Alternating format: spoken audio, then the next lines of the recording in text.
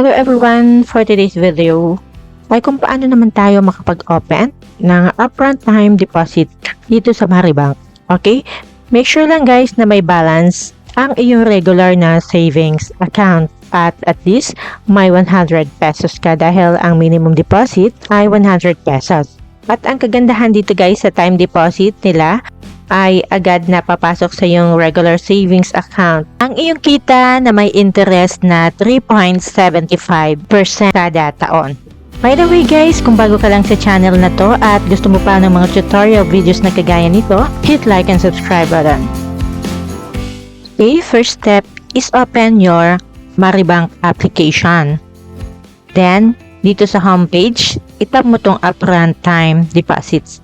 Okay, as you can see guys, may dalawang term na pagpipilian dito. May 1 buwan o kaya ay 3 buwan. At ito po guys ay same 3.75% interest per annum. Okay, at kung paano naman ito nag-work dito sa kanilang time deposit, kapag pumili ka halimbawa 1 buwan or 3 buwan, ang iyong savings ay magda-lock in sa loob ng 1 buwan or 3 buwan. Ba't makukuha mo agad yung interest sa yung deposit at mapupunta agad sa yung savings account.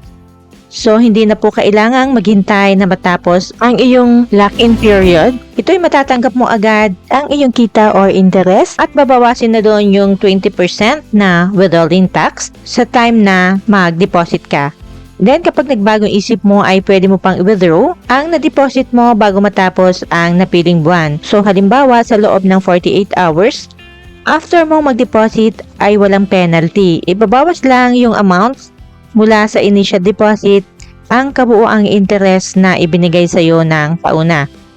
Okay? At kapag lumampas naman ng 48 hours, ay babawasin na nila ang ibinigay na interest kasama yung iba pang charges sa iyong initial deposit amount. So, kapag napili mo halimbawa 3 buwan, ay itap mo lang tong deposit now. Then, maglagay ka dito ng amounts. So, halimbawa 10,000 pesos ang gusto mong i-deposit. Okay? Ang magiging instant interest pan deposit ay 75.62 pesos.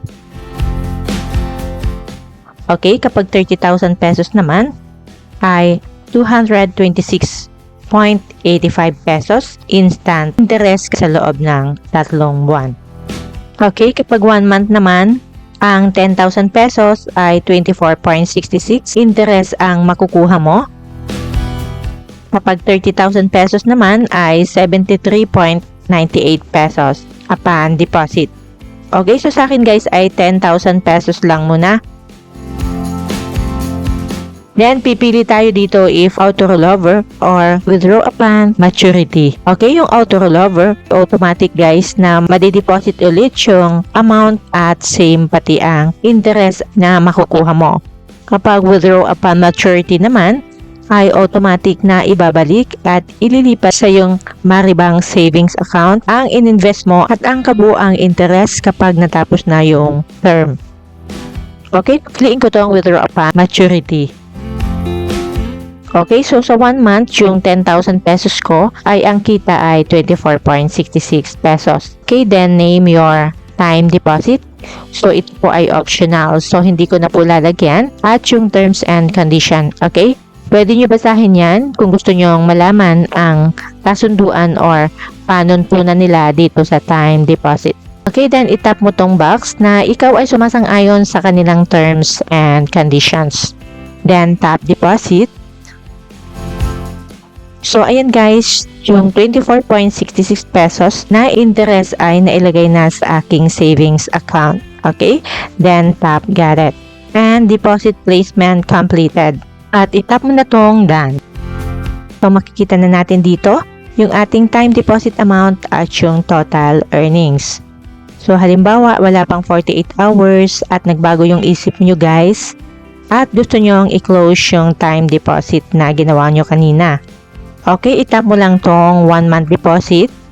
Okay, then tap early termination. At ibabalik sa inyo yung initial deposit at babawasin yung natanggap mo na full interest amount. Then, kung sure ka na, ay itap mo lang tong confirm termination. But for me guys, ay okay na to. So I'll keep my deposit.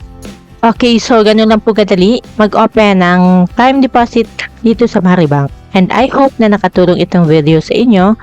And thank you for watching.